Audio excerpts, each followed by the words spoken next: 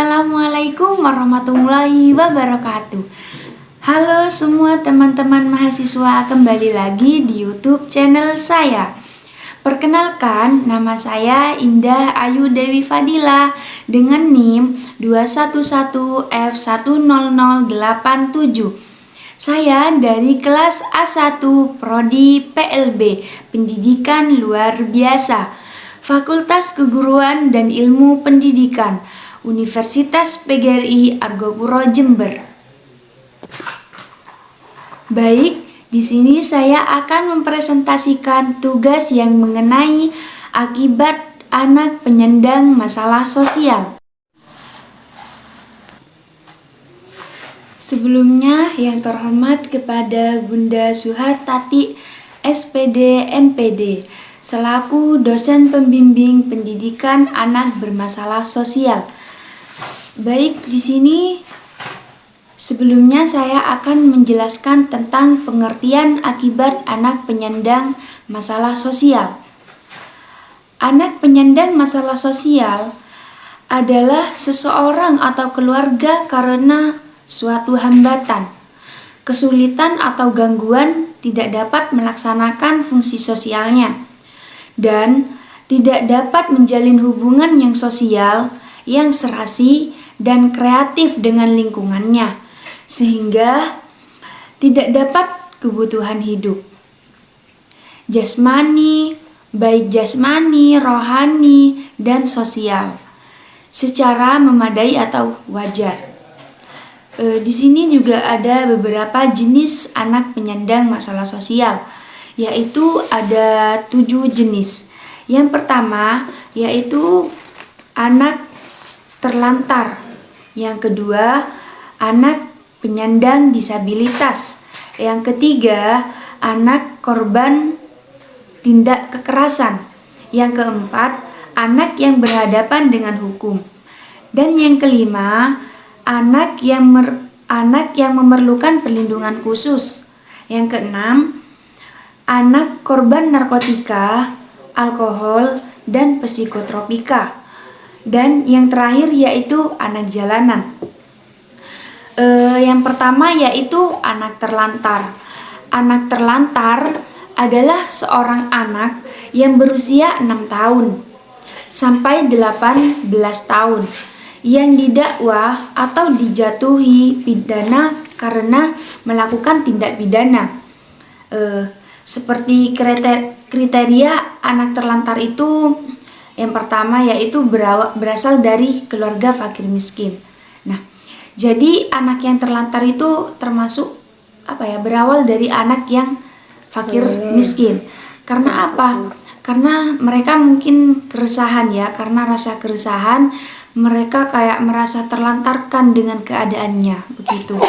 Dan yang kedua itu adalah anak yang dilalaikan oleh orang tuanya.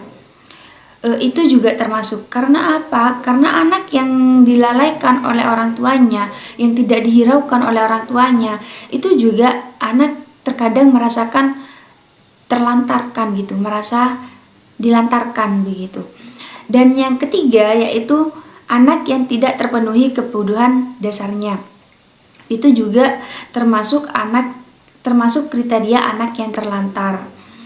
Dan yang kedua yaitu anak penyandang disabilitas. Di Indonesia, individu berkebutuhan khusus kerap disebut dengan istilah penyandang disabilitas. Disabilitas menurut KBBI diartikan sebagai keadaan seperti sakit atau cedera yang merusak atau membatasi kemampuan mental dan fisik seseorang.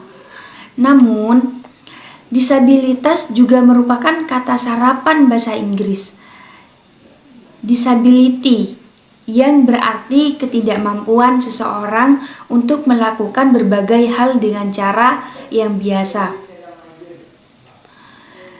Kriteria anak penyandang disabilitas yaitu yang pertama, dia itu mengalami hambatan untuk melakukan suatu aktivitas sehari-hari. Dan kriteria yang kedua yaitu anak penyandang disabilitas itu mengalami hambatan dalam bekerja sehari-hari. Dan yang ketiga, yaitu tidak mampu memecahkan masalah secara memadai. Nah, di sini contoh kriteria anak penyandang apa ya? Penyandang disabilitas ini kan mengalami hambatan untuk melakukan suatu aktivitasnya. Nah, seperti salah satu contohnya yaitu semisal ya, contoh mohon maaf sebelumnya, itu ada orang yang tidak mempunyai tangan sebelah. Nah, itu kan juga apa ya? Juga termasuk anak penyandang sosial yang memiliki hambatan dalam sosialnya. Mereka juga mengalami hambatan dalam kehidupan sehari-harinya, juga mengalami hambatan dalam bekerja sehari-harinya, dan juga tidak mampu memecahkan masalah secara memadai. Maksudnya yang dimaksud tidak mampu memecahkan masalah secara memadai itu kayak apa ya? Misal nih mau makannya pakai tangan kanan kan, sedangkan tangan kanannya itu gak ada gitu ya. Mohon maaf ya sebelumnya. Itu kan kayak gimana ya mengambilnya gitu, memakan yang benar itu gimana gitu. Itu kan juga kayak memecahkan masalahnya kan dalam makannya begitu. Kan juga masalah dalam dia cara makannya begitu. Jadi itu juga tidak dapat memecahkan masalahnya secara memadai begitu. Mungkin itu yang dapat saya ambil contohnya begitu. Untuk yang ketiga yaitu anak korban tindak kekerasan. Kekerasan terhadap anak adalah tindakan kekerasan secara fisik, seksual, penganiaya emosional, atau pengabaian terhadap anak. Bentuk-bentuk kekerasan lainnya ataupun dengan membiarkan orang berada dalam situasi berbahaya sehingga menyebabkan fungsi sosialnya terganggu. Yang pertama, yaitu kriteria yang pertama yaitu mengalami perilaku salah. Yang kedua, yaitu mengalami penelantaran. Yang ketiga, mengalami tindak eksploitasi. Dan yang keempat, yaitu mengalami perlakuan diskriminasi. Contoh bentuk kekerasan fisik pada anak yaitu kayak memukul, melempar, mencekik, menyudutkan rokok pada anak, dan semacamnya. Kekerasan fisik pada anak itu dapat ditandai dengan cara lembam atau bekas luka di tubuh anak. Anak pun bisa terlihat meringis dan kesakitan. Ada banyak cara lain yang efektif untuk memperdisiplinkan anak tanpa harus membuatnya trauma atau meninggalkan luka pada tubuhnya. Contoh tindak kekerasan emosional yaitu kayak membentak, meremehkan, menggertak, terus juga mempermalukan anak di depan orang banyak, terus memandang sinis, mengancam atau mengisolasi dan tidak menunjukkan kasih sayangnya. Nah, itu terkadang dengan tindakan tersebut dapat ditunjukkan melalui kekerasan psikis atau kekerasan verbal pada anak. Apabila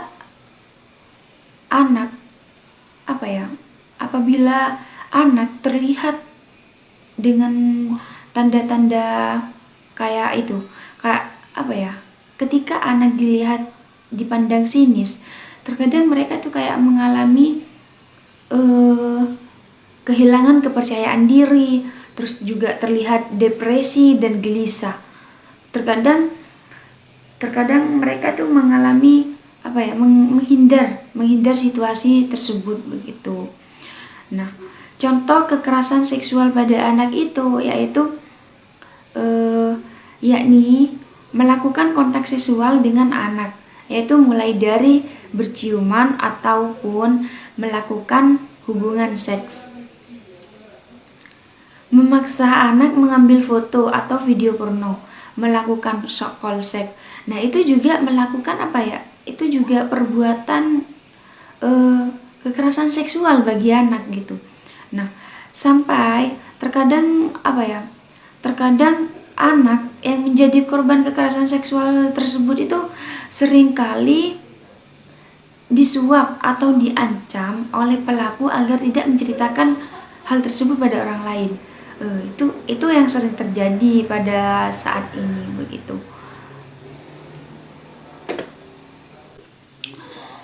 Dan yang nomor 4 itu adalah anak yang berhadapan dengan hukum. Anak berhadapan dengan hukum atau ABH mesti mendapat perlindungan khusus. Kepentingan terbaik bagi anak itu patut dihayati sebagai kepentingan terbaik bagi kelangsungan hidupnya atau umat manusia begitu. Terus anak yang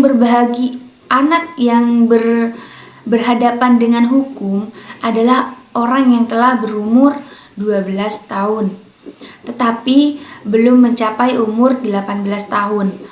Meliputi anak yang disangka, didakwa, atau dijatuhi pidana karena melakukan tindak pidana. Kriteria yang pertama yaitu adalah disangka. Yang kedua yaitu didakwa, atau yang ketiga yaitu dijatuhi pidana. Begitu.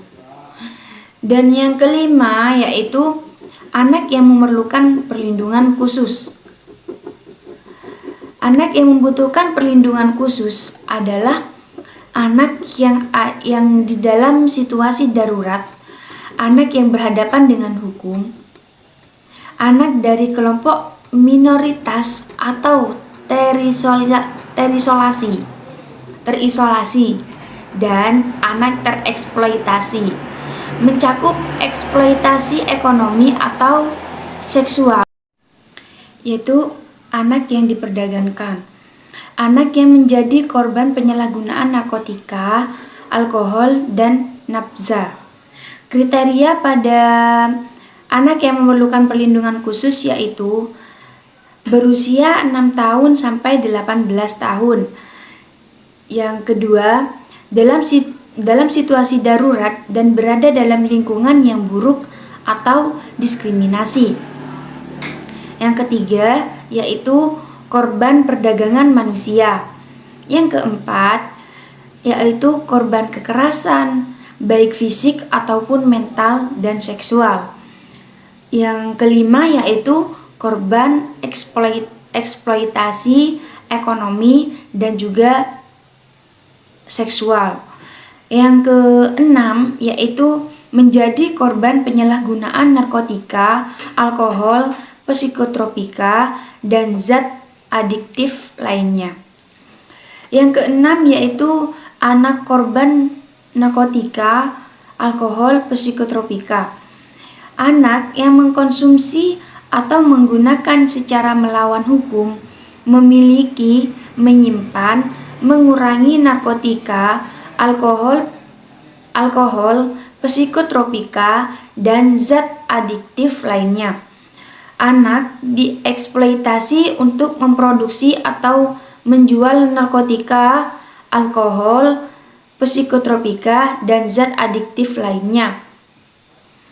Dan yang ketujuh yaitu anak jalanan. Anak jalanan menurut UNICEF, anak jalanan yaitu berusia sekitar di bawah 18 tahun